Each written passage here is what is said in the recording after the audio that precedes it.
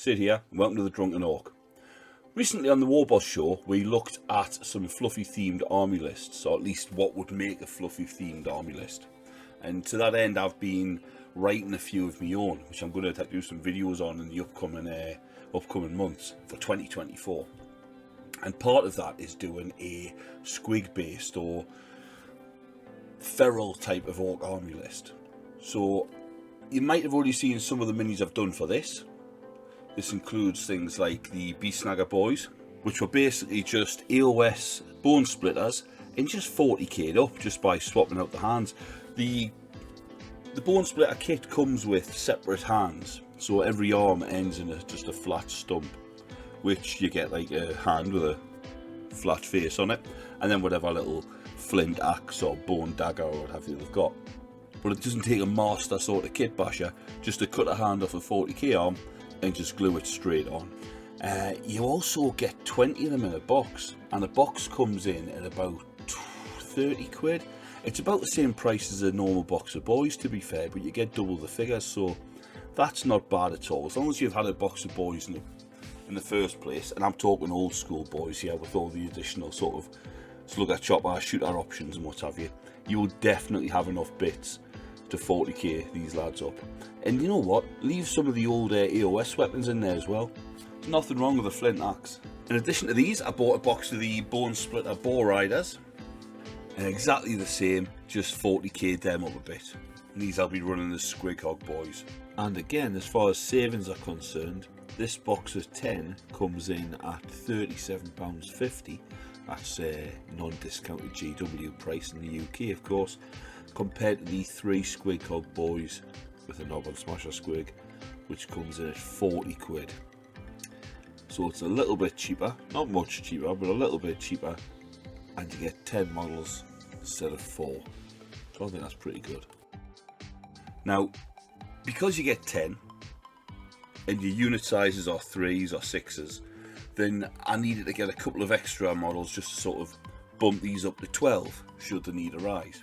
Now, it wouldn't have been the hardest thing in the world to source out a couple of extra ball boys to make these up to unit 12, but instead of that, I thought I'm going to use something different, and I used Gore Grunters. And these are your standard AOS Gore Grunters from the Ork War clans. I've not really done much to them to 40k them up a bit. As you can see, that I haven't given them any additional equipment. I've used the AOS weapons because they were big Yargan spears and choppers and looked absolutely fine. I did put them on a base to match the rest of the Squighog boys, and also I put some saddle kits on, and the saddle kits are just from the GW Squighog boys kit itself. But if I do not use 2 units of them, and I'm just using 1 unit of bow boys, I can run all 6 from the Savage Ork bow boys, and I can just use this as a kind of more thematic fit for the knob on smasher squig, as long as my opponent can forgive the lack of slugger and slightly smaller base size. Anyway, they're what I'd like to think are the easy options. Just straightforward infantry, cavalry, boom, done, couple of characters. I did do the Beast Boss on Cyborg from the Maw Crusher kit. Notice this character had a bit more free rein to be creative. It wasn't just sticking on a 40k themed hand or something like that, and maybe his enamel pouch stuck to a bare arse cheek. I could go a little bit more into the proper kit bashing. Let my imagination go a little bit, and I was quite pleased with the way it turned out.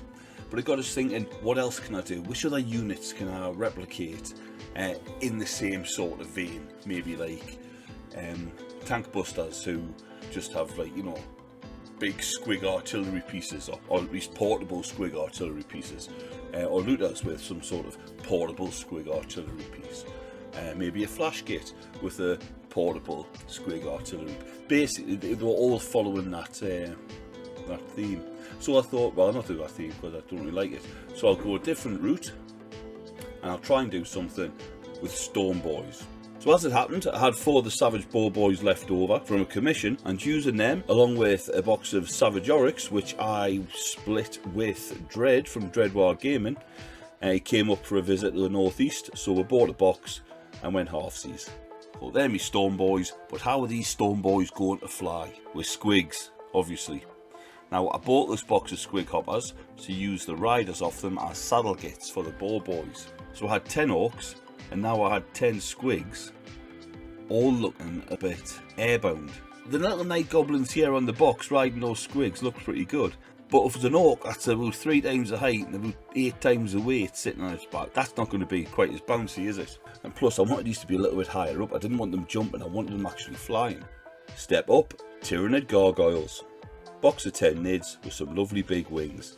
Now full disclosure, these wings on the squigs I had seen before at Warcon last year, organised by the Feral Ork, and they were in the army of Squig Daddy, who basically had this fantastic squig themed army list, which I really liked, and I was really looking forward to playing them, but it transpired that we didn't actually get a game. But I did have a chance to have a neb through my stuff, and yeah, the squigs with wings just looked phenomenal. So I thought, winged squigs carrying orcs, that's me feral Stormboyz. So as I said before, a big burly orc sitting on the back of a little squig, even with big wings, would look a bit daft. So I decided instead to have them underneath. I didn't want them wearing the squigs as a backpack, like a rocket pack, which somebody suggested. GW staffer actually suggested. I didn't want that, so I thought instead I will just have them hanging on. These are orcs. Just grab on, you're muckle strong. Brilliant. And when you're ready to go, let go. Where you're in battle, smashing. So that's what I went with. Now I say went with because I have finished these, I've done all the models, and I've fully painted them. So what we'll do now is I'll have a look through the 10 of them with you and point out anything of interest. So here's the first guy I've done. This is probably the first one I've fully finished, or at least the first one I got attached to the squig. I did go through first of all and defungalize all the squigs, because all had kind of mushroom stalks and what have you coming off their feet. So I took those off and I attached the wings, which you won't get those on camera there without getting too much big hand in the shot. So I attached the wings there, just had to have a slight trim, but the wings are pretty much separate, and patched it with a bit of green stuff. And that was the squig really. Dead easy, done all 10 winged squigs, and to be fair, they look amazing just on their own, if I'm being totally honest. Like I say, Squig Daddy, thanks very much for the idea, but they just look great in themselves. I say the idea, I just copied you. But I wanted the Stormboyz hanging underneath, so I had to make the little handle. I had to have an empty fist, so obviously just chop off the item he's holding. Generally not a slugger, because you don't want that trigger finger. You just want something like he's holding an axe or a chopper or a dagger or something like that. Chop it off. Try and chop it off the ones that are the rubbishest. If it's just a bone with a feather tied to it, so that's not very 40k, and it's a bone with a feather tied to it. I don't want it. Cut it off. If it's a great big yarking stone, jagged stone axe chopper thing, yeah, you want that. Keep that. So anyway, chop off the rubbish item, and then I was just drilling a hole through the hand and feeding a bit of modelling. It's actually brass rod through there. Now at the start, I was bending one side with a pair of a couple of pairs of needle nose pliers, and then putting the hand on and then bending the other side, and I couldn't get it quite as nicely bent because I had nothing really to brace the bend against, because if I'd put the hand in the pliers, it'd have mushed up the hand. So I had to just do the best I could. So some of the earlier handles are a little bit of a irregular shape. But yeah, the fist itself is pinned to the arm because that is quite a small joint, and yeah, that was it really. I had lots of squigs with fists and pins sticking out of them attached, and I was just building the orcs. Now this orc himself was one of the savage orcs. You'll notice as well, I'll just point out 2p on the bottom of the base. Now the reason I put 2p on there, and I sifted through me 2p's, is because the 2p just adds a little bit of balance to it. You know, it doesn't take much to knock them over, but without the 2p, it takes a lot less. And also, like I say, I sifted through all the 2p's I could find to make sure I was using magnetic ones, because some 2p's aren't magnetic. The more you know. And that way, when I come to transporting them, I can just get a metal sheet and stick a magnet on it, and then stick them on, and they'll attach onto it. Obviously, you could just use a magnetic sheet instead, but I don't have one of them. So yeah, what I had to do with this though, because he is a beast snagger, normally he'd be stood flat-footed.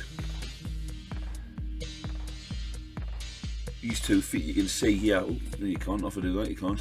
You can see here, they're flat and flat, because they would normally be attached solely to the ground. They look a bit naff, to be fair.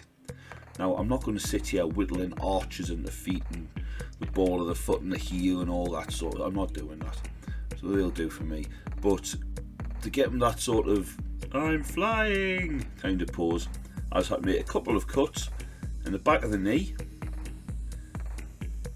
I think it was actually that knee on that one. In the back of the knee, so I could bend this foot further up, and in the ankle as well, so I could bend the foot. So we're cutting the knee to bend the lower leg further up towards the arse, and then a snip in the heel just to bend that up as well. It's a case of cutting it, and I put a little blob of the old sprue goo in, and then just hold it in place, just blowing on it. I don't know if blowing on it does anything at all, but if nothing else, it's a placebo type effect, and I like it. I think it helps, and then it sort of, you know, it holds, and you get that kind of floating effect, or flying effect, being dragged through the air by the squig.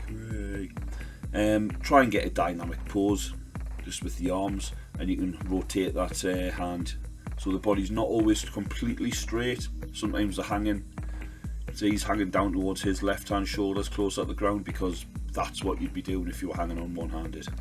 I wanted everyone to have a melee weapon and a shooty weapon as well. That was important.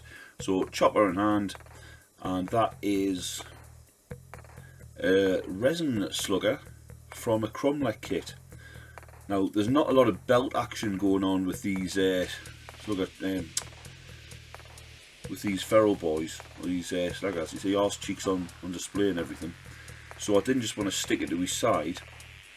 So there's a little length of jewellery chain, which I glued to the slugger, wrapped around his shoulder, and then back to the top. Now I don't know if this will actually show up. You sort of just make it out there. I drill into the resin, and then drop a full link of the chain into it with a little drop of glue, and that gives you a kind of half loop on top of the gun. It's a tiny little detail, and it's totally not necessary.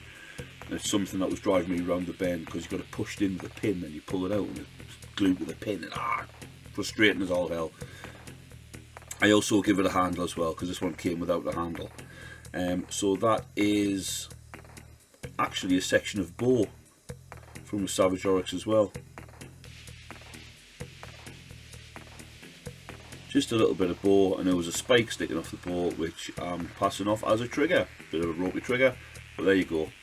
I also used the flying base from the Tyranid kit as well.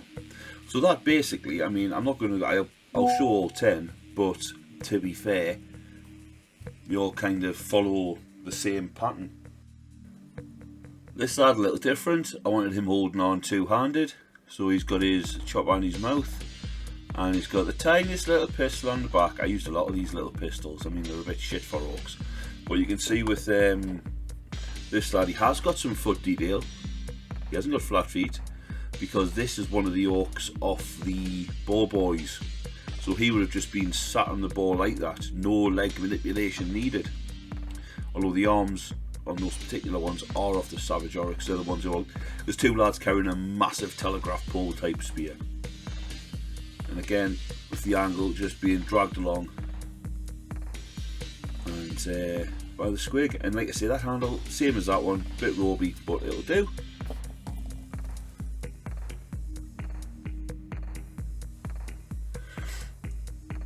Here's another one-hander, bigger chopper, and this one has got a big shooter.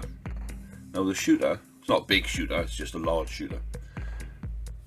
The shooter on him, because it's so bulky and it's difficult to get these weapons to lie naturally on a model, I've actually just pinned it on to the model. There's a pin about here which goes into his shoulder, just so it's got that kind of, it's more like it's being dragged behind, as opposed to lying naturally if he was stood still. He's flying through the air, so it's, you know, it's got movement to it.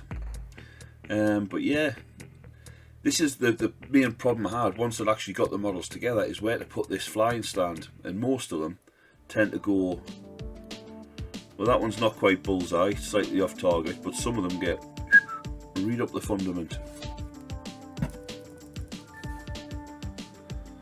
So you have to find a knob.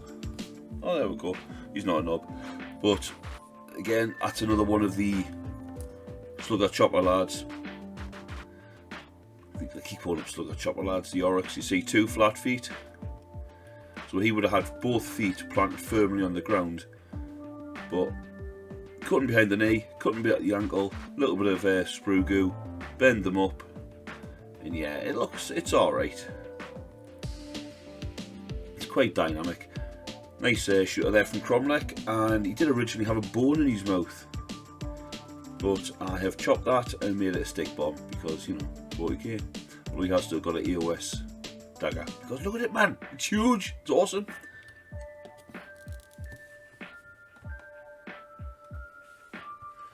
There's my first knob. So again, you've got to give him a big power claw, that's fair enough. And look at the clip of that hoop.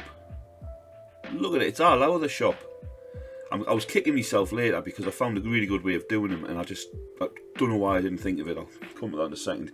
But that's the one I done first. Nice bend, I'd have been happy with that. That one is fucking awful.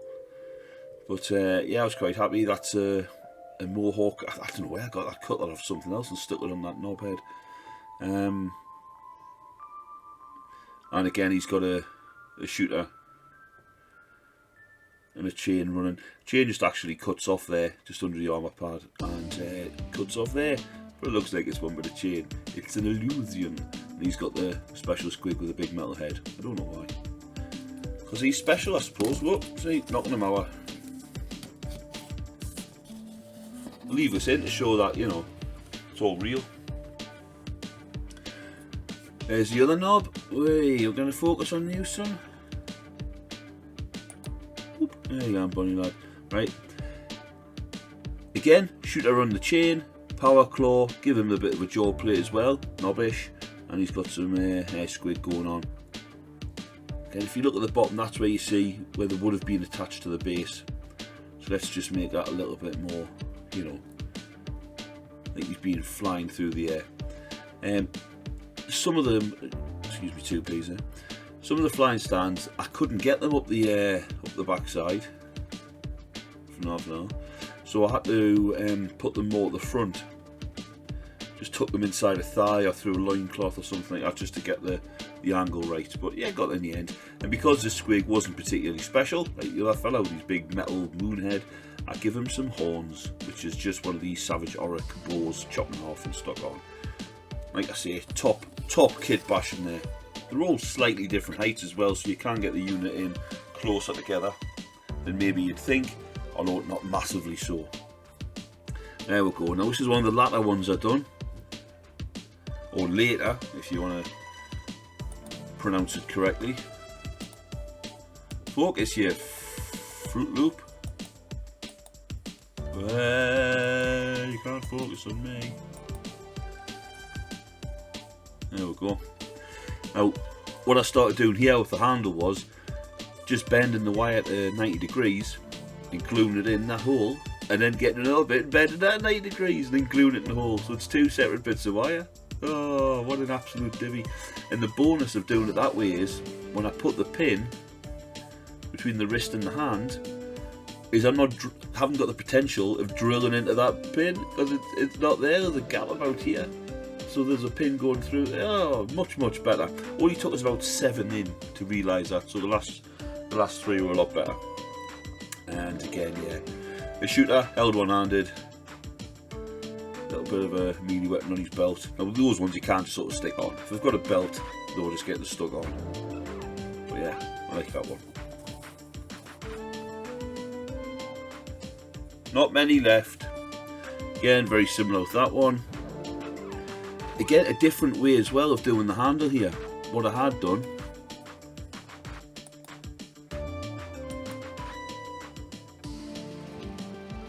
You can see, I'll tell you what I'm going to do.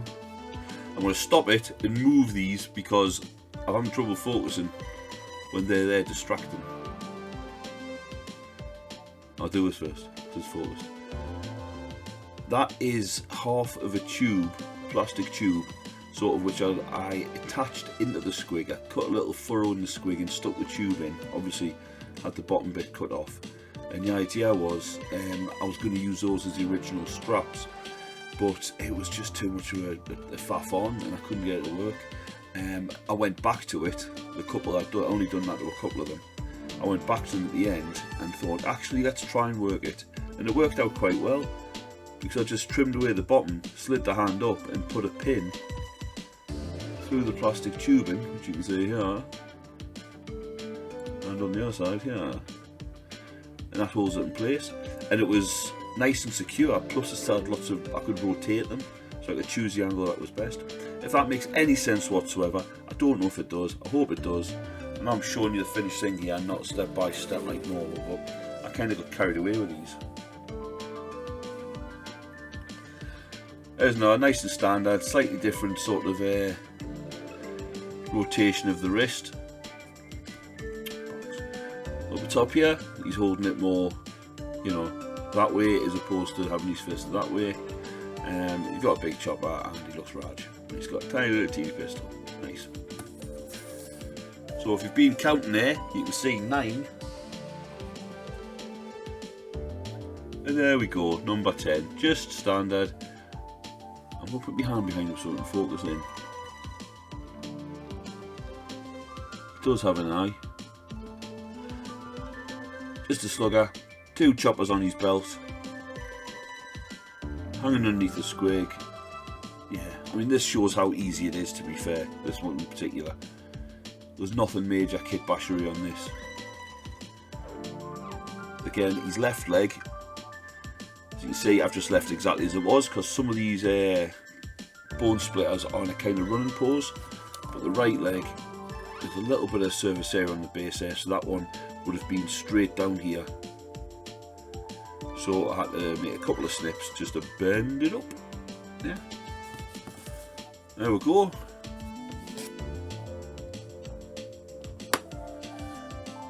Beastsnagga Stormboyz.